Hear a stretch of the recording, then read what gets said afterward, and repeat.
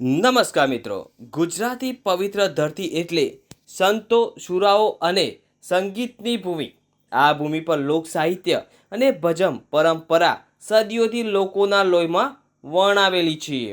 આ જ ગૌરવશાળી પરંપરાને આજના આધુનિક યુગમાં આગળ ધપાવનારા અને યુવા પેઢીને ભક્તિ સંગીત તરફ વાળનારા એક તેજસ્વી યુવા કલાકાર એટલે ગોપાલ સાધુ. પોતાના મધુર અવાજ, શાસ્ત્રીય અને લોકસંગીત પરની પકડ અને સ્ટેજ પરની અદ્ભુત પ્રસ્તુતિ કારણે ગોપાલ સાધુ આજે ગુજરાતના ખૂણે ખૂણે જાણીતા બન્યા છે.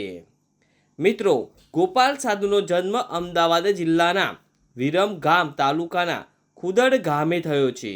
એટલે કે ગોપાલ સાધુના ગામનું નામ ખુદડ છે.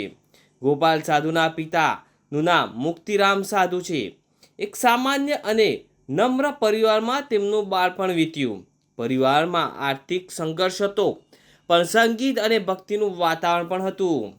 તેમના દાદા ભીખુરામ સાધુ તેમના જીવનના પ્રથમ અને સૌથી મહત્વના શિક્ષક હતા. દાદાએ નાની ઉંમરથી જ તેમને હાર્મોનિયમ અને ભજનોની તાલીમ આપી. બાળપણથી જ ગોપાલ સાધુ અન્ય બાળકો કરતાં થોડા અલગ હતા. જ્યાં અન્ય બાળકો રમવામાં વ્યસ્ત રહેતા, ત્યાં ગોપાલ નાની ઉંમરે જ ઘરમાં મંદિરોમાં થતી આરતી, ધૂન અને ભજનો તરફ આકર્ષિત થતા હતા.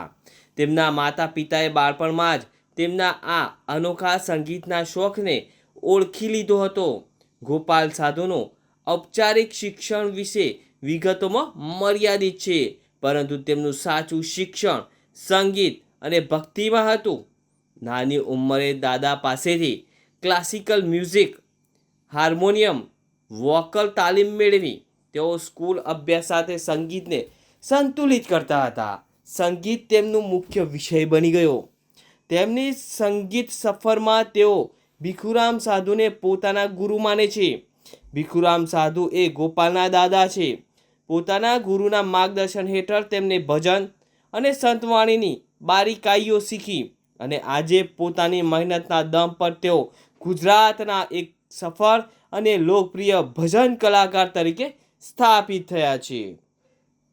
6 થી 7 વર્ષની ઉંમરે ગોપાલ સાધુએ પ્રથમ વખત સ્ટેજ પર ભજન ગાયું. એક નાના વિડીયોમાં હાર્મોનિયમ વગાડતા નાના ગોપાલને જોઈને લોકો આશ્ચર્યમાં પડી ગયા. ધીરે ધીરે સ્થાનિક કાર્યક્રમો, મંદિરો અને ગામડાઓમાં તેમના પ્રોગ્રામ્સ શરૂ થયા. લાઈમ ટાઈમથી દુનિયાથી દૂર ગોપાલ સાધુ સાદગીપૂર્ણ જીવન જીવવાનું પસંદ કરે છે. વ્યક્તિગત જીવનની વાત કરીએ તો ગોપાલ સાધુ વિવાહિત છે. તેમના પરિવારમાં તેમની એક નાની દીકરી છે જેનું નામ છે રાજેશ્વરી. તેઓ પોતાના ફ્રી સમયમાં પરિવાર સાથે સમય વિતાવવાનું પસંદ કરે છે. ગોપાલ સાધુ એક સરળ અને નમ્ર વ્યક્તિ છે. તેઓ પરિવારને સમય આપવાનો પ્રયાસ કરે છે, પણ વ્યસ્ત શિડ્યુલને કારણે તે મુશ્કેલમાં છે. તેમનું જીવન ભક્તિ અને સંગીતમાં વીતે છે. તેઓ મંદિરોમાં દર્શન કરવા જાય છે અને નારાયણ સ્વામી જેવા સંતોના વિચારોથી પ્રભાવિત છે. તો મિત્રો, આજે આપણે જાણ્યું ગોપાલ સાધુ વિશે.